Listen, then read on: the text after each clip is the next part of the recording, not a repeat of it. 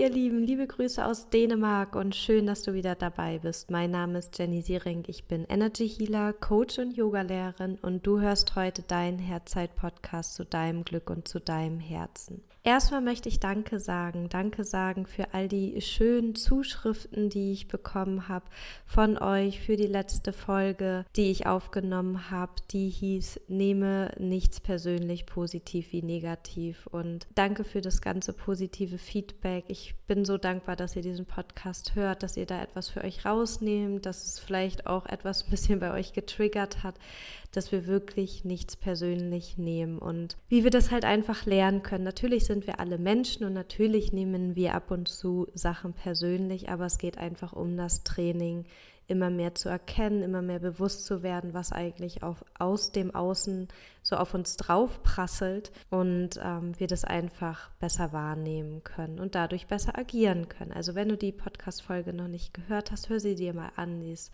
für dich bestimmt auch ganz bereichernd. Und ich bin gerade mit meinem Mann in Dänemark, wir machen ein bisschen Urlaub, nochmal Urlaub zu zweit, ein bisschen ruhiger, sonst waren wir ja immer groß in Asien oder in Amerika oder wo auch immer unterwegs und wir haben dieses Jahr gesagt, wir machen ein bisschen ruhiger, weil wir eigentlich im Januar nach Südafrika wollten für 4 Wochen. Das passiert jetzt nicht mehr, weil im Januar ein kleines Baby zu uns kommt und da freuen wir uns schon sehr drauf und haben jetzt gesagt, okay, Dänemark, das ist ruhig, da können wir nochmal ausspannen. Und ich wollte diese Zeit gar keine Podcast wirklich machen, aber ich habe eine schöne Zuschrift von der Dajana bekommen, und sie hat eine Hörerfrage sozusagen und weil ich die so schön fand, habe ich gedacht, ich möchte dafür eine Folge jetzt schon machen, weil die gute Dajana jetzt gerade auch in dieser Situation steckt und wahrscheinlich stecken in dieser Situation mehrere Leute von euch und immer wieder. Und die heutige Podcast-Folge, wir gehen da auch gleich schon rein, heißt Angst vor dem Versagen. Wie du lernst, besser mit herausfordernden Situationen umzugehen. Und das Angst vor dem Versagen, das kennen wir, glaube ich, alle. Angst zu haben, die Prüfung nicht zu bestehen, Angst zu haben, unseren Partner nicht für ewig glücklich zu machen, Angst zu haben, bei Vorträgen zu versagen, Angst und Sorge, dass wir unseren Job verlieren, Angst, dass wir, einfach an Aufgaben gemessen werden, die wir gerade einfach noch nicht können. Und dieses Versagen kennen wir, glaube ich, alle, mehr oder minder, dass wir da einfach Angst vor haben. Und wir sind dann aufgeregt. Wir sind vor Prüfungen oder wenn wir etwas vortragen müssen oder in einer Situation sind, die wir nicht kennen, häufig aufgeregt. Und ich kann dir nur sagen, dieses Aufgeregtsein vor einer Prüfung oder vor einer größeren Herausforderung ist einfach ganz, ganz gut. Natürlich darf dich das nicht übermannen und dich überfluten mit dieser Emotion, aber aufgeregt sein heißt halt auch, dass dein Körper und dein ganzer Organismus einfach wacher und klarer ist und du einfach besser in dieser Zeit funktionierst. Natürlich ist dieses Aufgeregtsein auf Dauer nicht gut. Also wenn du das immer bist, dann kann das dein Körper halt auch schaden, weil dort einfach Hormone ausgeschüttet werden, die das auch machen, dass du halt einfach wacher, klarer im Moment bist. Aber für solche Prüfungssituationen oder für Vortragssituationen oder für Sachen, wo du aus deiner Komfortzone rausgehst, ist es wirklich gut. Und diese Komfortzone kennst du wahrscheinlich, also diese Zone, wo du sagst, das mache ich jeden Tag, da fühle ich mich wohl. Und da sind wir nicht mehr aufgeregt, zum Glück, weil sonst würde das ja unseren Körper irgendwann auch ganz schön Energie kosten, wenn wir immer wieder sozusagen in diesem Aufgeregt-Modus sind. Aber es ist super, aus seiner Komfortzone rauszugehen, etwas Neues zu machen, mutig zu sein. Und ich habe auch eine Mutfolge gemacht. Dort spreche ich auch nochmal über diese Komfortzone und über unsere Lernzonen. Die kannst du dir auch gerne nochmal anhören.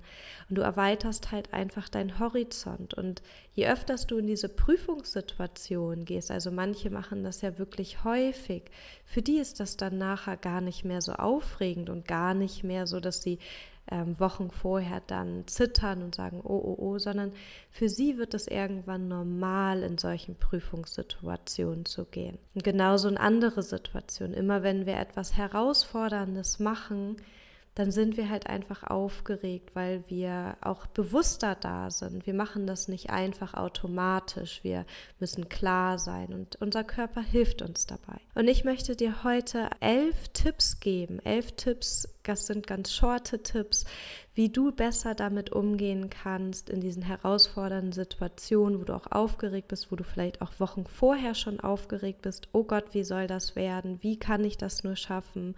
Und auch diese Angst vor dem Versagen einfach ein bisschen besser annimmst. Und mein erster Tipp ist, Versagen heißt nichts Schlimmes. Also Versagen heißt nichts Schlimmes. Scheitern und sein Ziel vielleicht nicht so erreicht zu haben, wie du es dir vielleicht vorgestellt hast, ist total okay.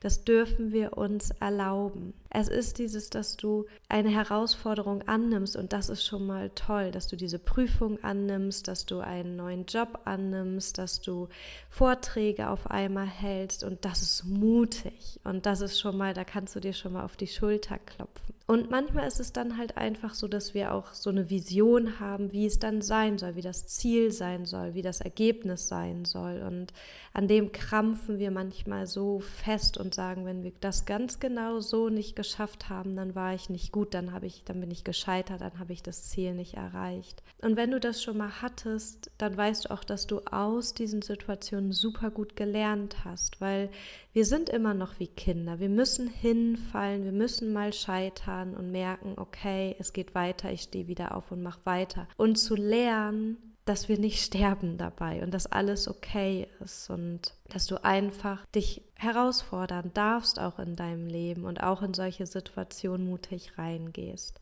Dann das Zweite ist, frag dich, was bedeutet es für dich in diesem Fall zu versagen? Also frag dich wirklich, was bedeutet für mich wirklich in diesem Fall Versagen? Heißt es, dass ich die Prüfung vielleicht mit einer 1 bestehen möchte und 2 heißt schon Versagen? Ist es wirklich so schlimm, wenn du eine 2 nur haben würdest? Oder wenn du einen Führerschein machst, ist es wirklich so schlimm, einmal durchzufallen? Vielleicht hast du da großartige Sachen gelernt, die dir vielleicht im Straßenverkehr so viel helfen, warum du gerade durchgefallen bist. Und ja, dann kostet das ein bisschen Geld, aber dann machst du das halt noch ein zweites Mal. Was soll's? Who cares? Und ja, manchmal denken wir dann, okay, jetzt muss ich das sagen und zu Hause erzählen und ich habe versagt, ich habe es nicht geschafft. Aber was bedeutet Versagen eigentlich für dich? Oder wenn du Vorträge halten willst, was bedeutet dort Versagen für dich? Bedeutet das, dass die Leute dich dann auslachen, dass es dann für dich nicht so schön ist? Und dann frag dich, wenn du weißt, was in diesem Fall für dich Versagen heißt, was passiert im schlimmsten Fall? Also was passiert wirklich? Ja, dann lass sie doch lachen oder lass sie grinsen, aber wird es gar nicht passieren. Oder wenn du durchfällst durch die Führerscheinprüfung, was passiert im schlimmsten Fall? Du nimmst nochmal ein paar 100 Euro in die Hand, fragst deine Eltern nochmal, ob sie dir was geben können und dann machst du es nochmal. Ist doch überhaupt nicht schlimm. Oder wenn du durch die Prüfung gefallen bist, dann lernst du halt nochmal ein bisschen und gehst da nochmal rein. Versagen heißt nichts Schlimmes, wie im Punkt 1. Und frag dich, was in diesem Fall Versagen für dich bedeutet, dass du dir da einfach klarer wirst. Es geht einfach darum, dir bewusst zu werden und klarer zu werden. Und der dritte Punkt, der hilft, dich wirklich zu fragen, welche Angst steckt hinter der Angst? Meistens haben wir Angst zu versagen, weil dort noch eine Angst dorthinter steckt. Eine Angst, die viel größer ist als das Versagen. Und ich kann dir da mal ein paar Beispiele nennen, zum Beispiel zu versagen bei einem Vortrag, dass man dann denkt, okay, wenn ich dann nach Hause gehe und sage, ja, die haben mich ausgelacht oder das war nicht so toll, haben wir meistens Angst, dass wir vielleicht von unserer Frau nicht so gut angesehen werden oder von unserem Mann und dass wir nicht so viel Liebe mehr bekommen. Das ist alles, spielt sich in unserem Kopf nur ab. Oder dass wir Angst haben, dass wir unseren Job verlieren. Oder wenn wir Angst haben, durch diese Prüfungen zu fallen, dass wir eher Angst haben, was sagen die anderen? Wie sehen die anderen mich? Und dich einfach mal zu fragen, welche Angst steckt hinter der Angst? Und ich würde dir einfach raten, wenn du diese Angst entdeckt hast, was hinter dieses Versagen steckst, dass du dieser Angst in die Augen schaust, dass du dich hinsetzt, die Augen schließt, atmest und einfach mal der Angst auch Raum gibst in deinem Körper. Wir verdrücken meistens Emotionen oder drücken diese Emotionen runter und es ist gut, sie mal anzunehmen, dort reinzugehen in diese Angst, in die Angst hinter der Angst. Und wenn du da auch mehr drüber erfahren möchtest, ich habe da auch eine Podcast-Folge gemacht, Folge 31, Angst, ich lade dich herzlich ein, auch die kannst du dir einfach anhören. Denn es geht einfach darum, unsere Angst auch anzunehmen. Die ist ein Freund, die gehört zu uns und wenn wir sie wegdrücken, dann wird sie größer. Alles, was wir sehen, das darf gehen. Alles, was wir nicht sehen, bleibt bestehen. Deswegen schau dir die Angst der Angst an. Der 4. Punkt, nimm die negativen Gefühle an. Also das, was ich dir eben schon gesagt habe. Gib ihnen Raum, beobachte, was in der Zeit mit dir passiert. Was ich dir aber auf jeden Fall mit an die Hand gebe, beobachte diese Gefühle. Wenn du merkst, okay, da kommt Angst auf, da kommt Panik auf, dass du dich hinsetzt, reinspürst und guckst, okay, wo merke ich das vielleicht in meinem Körper? Aber versuchst wie so ein kleiner Beobachter zu sein, als wenn du dir deinen eigenen Film angucken würdest und das gar nicht bewertest. Du einfach dort reingehst, die Augen schließt und guckst, okay, da sitzt die Angst. Da sitzt das Versagen, da sitzen die negativen Gefühle und du sie einfach beobachtest und sagst, okay, wenn ihr wollt, könnt ihr euch sogar noch ausbreiten. Aber was ich nicht mache, ich schwimme nicht die ganze Zeit in diesen Gefühlen. Also ich lasse mich nicht ertränken in diesen Gefühlen, denn ich beobachte sie und lasse mich nicht von ihnen übermannen. Und das ist auch, wenn wir uns sie nicht angucken, dann kommen sie manchmal wie so eine große Welle. Oder wie so eine Wasserbombe, die unter der Wasseroberfläche ist und kommen nach oben und dann übermannen sie uns und überschwemmen uns. Deswegen ist es gut, auch negative Gefühle anzuschauen. Die sind ein Teil von uns. Wir sind Yin und Yang und da gehört positiv wie negativ dazu. Der 5. Punkt ist, sei vorbereitet, so gut wie es für dich möglich ist. Also schau, dass du natürlich für diese Prüfung oder für diesen Vortrag oder für diese außergewöhnliche Situation so gut wie möglich, wie es in deinem Rahmen möglich ist, vorbereitet zu sein. Das heißt, wenn du vielleicht Mutter bist oder Vater bist und nur einen kleinen Raum Zeit hast, dass du diesen Rahmen nimmst, um zu lernen, um dich vorzubereiten. Und wenn du noch jünger bist, wenn du nicht so viele Verpflichtungen hast, dass du wirklich schaust, okay, vielleicht kann ich mich jetzt heute nicht mit dem oder der treffen, sondern ich möchte noch lernen, weil dann hast du auch ein besseres Gefühl, wenn du gut vorbereitet bist. Und dann sei einfach auch okay mit dem, wie gut du dich vorbereitet hast. Wenn du zu diesem Vortrag, zu dieser Prüfung, zu dieser Herausforderung gehst, dass du dir sagst, ich habe mich so gut wie möglich dafür vorbereitet. Ich konnte nicht mehr tun. Und jetzt probiere ich es aus. Und der 6. Punkt ist, stell dir den Tag, wo deine Herausforderung kommt, in einer positiven und hellen Variante vor. Das heißt, wenn du diesen Vortrag, diese Prüfung hast und du weißt, okay, die ist jetzt in 1-2 Wochen, dass du dich hinsetzt, die Augen schließt und dir vorstellst, wie wunderschön dieser Tag wird. Dass du dir vorstellst, okay, ich bin vielleicht ein bisschen aufgeregt, ich habe aber was ganz Schönes an und ich stehe schon gut auf und ja, ich weiß, ich bin aufgeregt und das ist gut, aber ich gehe dorthin und ich treffe dort vielleicht auch noch ein paar Leute, die ich kenne. Und ich atme dann tief ein und aus und ich gehe dann dort rein und ich tue mein Bestes. Und ich gehe dann wieder raus, ganz gestärkt, egal wie das Ergebnis nachher ist. Denn ich weiß, ich habe mein Bestes getan. Und dann kannst du dir auch vorstellen, wie es vielleicht ist, wenn der Fahrschulprüfer sagt, herzlichen Glückwunsch, Frau so und so, Sie haben es geschafft. Oder du kannst dann auch sagen oder dir vorstellen, wenn du den Vortrag gehalten hast, wie die Leute klatschen, wie jemand zu dir kommt und sagt, ey, das war wirklich ein guter Vortrag und du dann vielleicht sagst, ich war ganz schön aufgeregt und derjenige sagt, das habe ich überhaupt nicht gemerkt, das war super. Also, dass du dir einen positiven Ausgang einfach ausmalst und dir jeden Tag in diesen positiven Ausgang reingehst und mach deinen Film hell, mach den groß, mach den vielleicht auch noch mit einer Musik in deinem Kopf, dass du wirklich merkst, das ist dein Trailer, das ist dieses Positive. Und was du damit machst, du gehst mit deiner Schwingung schon in positiv und nicht in dieses Versagen und in diese Angst, und dann werden die Wochen davor auch nicht so schön. Und es ist bei uns leider so ein bisschen einprogrammiert, dass wir eher in diese Worst Case und in diese schlimmen Szenerien reingehen, und fang mal an, deinen Kopf umzuprogrammieren. Du darfst positiv denken, du darfst hell denken. Geh in diese Situation, so wie es für dich schön wäre. Stell dir das alles bildhaft vor. Und der 7. Punkt, an dem Tag oder an den Tagen zuvor stellst du dich in eine Siegerpose.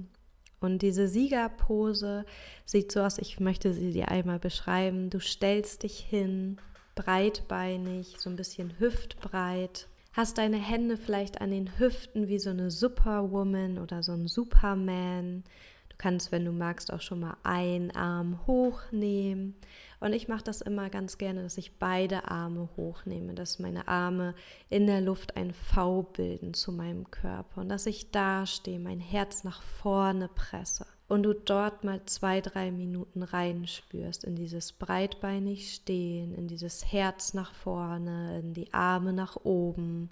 Und was du machst, ist, du machst dich groß und du machst dich nicht klein. Und das geht in deine Zellen, das geht in deinen Organismus, da kommen auch andere Hormone hoch, dass du einfach merkst, ich bin stark und ich schaffe das. Und wenn du magst und diese Siegerpose magst, kannst du dir auch dann vorstellen, wie du diese Prüfung schaffst, wie du diesen Vortrag schaffst, wie du diese Herausforderung schaffst. Und sei die Superwoman, sei der Superman und mach dich nicht klein, mach dich groß. Das machen wir nämlich häufig vor Prüfungen, das möchte ich dir auch noch mit an die Hand geben. Fang vor einer Prüfung oder vor etwas, was dich herausfordert, nicht an, auf dein Smartphone zu spielen und deine Schultern nach vorne zu machen und deinen Oberkörper nach unten zu ziehen und dich zu verkrümmen wie so ein Neandertaler. Was nämlich dann passiert, ist, dass diese Hormone dann eher sagen, ah ja, die fühlt sich klein, da machen wir sie jetzt auch klein, sondern mach dich groß, mach dich so groß wie möglich vor den Herausforderungen. Ich habe das früher immer gemacht, dass ich auf Toilette gegangen bin bei mir auf der Arbeit. Jetzt kann ich das zum Glück in meiner Praxis immer vorher machen, wenn ich so Herausforderungen habe, aber mach dich groß, stell dich in die Siegerpose. Und wenn du magst, kannst du dabei natürlich deinen Film anschauen, deinen positiven, oder du kannst dir auch sagen, wenn du in dieser Siegerpose bist, ich bin bereit, ich gebe mein Bestes, ich bin mutig und egal was passiert, ich werde stärker. Also ich bin bereit, ich gebe mein Bestes, ich bin mutig und egal was passiert, ich werde stärker. Der Punkt 8 ist, an dem Tag, wo du zu dieser Herausforderung fährst, hörst du ein Ich bin gut drauf Song. Und den kannst du auch schon Tage vorher hören. Such dir da mal wirklich was raus, was dich wirklich, wirklich glücklich macht, was dich gut drauf bringt. Und du musst das jetzt nicht vor der Herausforderung 5 Minuten vorher hören, sondern dass du morgens aufstehst und hörst diesen Song schon. Und dann kannst du theoretisch alles verbinden. Dein Song, die Siegerpose, also wirklich diese Superwoman-Pose. Dann kannst du den Satz sagen und du kannst noch visualisieren, wie dieser Tag toll wird. Und genau das ist es auch noch, was in Punkt 9 kommt. An den Tag, wo du diese Herausforderung hast, stehst du morgens auf und visualisierst dir wieder, wie schön dieser Tag wird, dass der gut wird, dass du zwar aufgeregt bist und das völlig in Ordnung ist, aber stell dir einfach mal vor, wie du nachher nach Hause kommst und den Leuten erzählst, wie es war und was das mit dir gefühlstechnisch gemacht hat.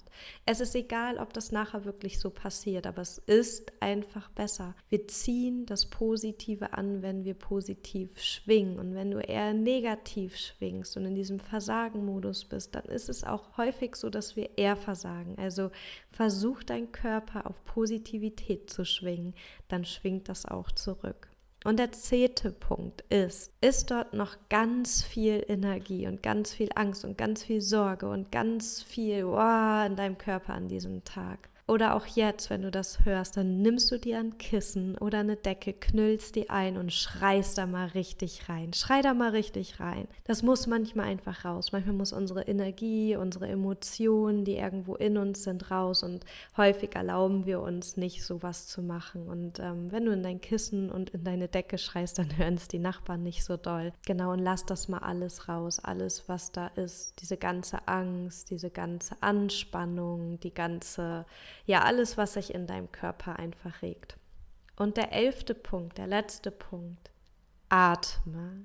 Atme durch die Nase ein, atme durch die Nase aus. Versuch auch in solchen herausfordernden Situationen bis in deinen Bauch zu atmen und nicht immer nur bis in die Brust. Wenn wir nur in die Brust atmen, dann sind wir auf diesem Fluchtmechanismus. Der ist ganz automatisch bei uns angelegt. Der kommt noch aus der Urzeit, dass wenn ein Säbelzahntiger auf uns losläuft, dass wir halt wirklich laufen können. Und dann braucht unser Herz einfach sehr viel Energie und sehr viel Luft. Deswegen wird nur in die Brust gepumpt. Das schaltet aber auch unseren Körper automatisch auf diese Notfunktion ein und das brauchst du den ganzen Tag nicht, wenn du in dieser herausfordernden Situation bist. Also atme. Und auch wenn du merkst, dass du jetzt nicht richtig atmest, atme bis in deinen Bauch. Gib deinen Organen ganz viel Prana, ganz viel Luft, ganz viel Energie, ganz viel Lebensenergie und versorg deine Organe, dass sie für dich an diesem Tag einfach sehr gut laufen. Und wenn du merkst in dieser Prüfung, gerade da, sag dir immer, ich habe alles getan, was ich tun konnte und ich atme, atme. Ist das Beste, was du machen kannst. Ich merke das manchmal, wenn ich Yoga unterrichte, was ich gerade sehr selten tue, dass die Leute so angestrengt sind und in diesen Posen sind. Und das Wichtigste ist wirklich, dass du atmest. Manchmal atmen die Menschen dann nicht mehr und dann merkt man, dann ist nicht gut. Also dann ist zu viel, wenn wir nicht mehr atmen können. Meine Lieben, meine Liebe, ich hoffe, das hat euch ganz gut getan. Ich gehe einmal ganz, ganz kurz nochmal die Punkte mit euch durch. Ich sage euch einfach nur die Überschriften, dass ihr einmal nochmal wisst, ja, darum ging es. Also Versagen heißt nichts Schlimmes, ist der erste. Zweitens, frag dich, was bedeutet es für dich in diesem Fall zu versagen? Drittens, welche Angst steckt hinter der Angst? Viertens, nimm die negativen Gefühle an. Fünftens, sei vorbereitet, so gut wie es für dich geht. Sechstens, stell dir den Tag in einer positiven und hellen Variante vor. Siebtens, an dem Tag der Tage oder ein paar Tage vorher stellst du dich in die Superwoman, Superman-Pose. Achtens, an dem Tag hörst du deinen Ich bin gut drauf Song oder auch schon ein paar Tage vorher.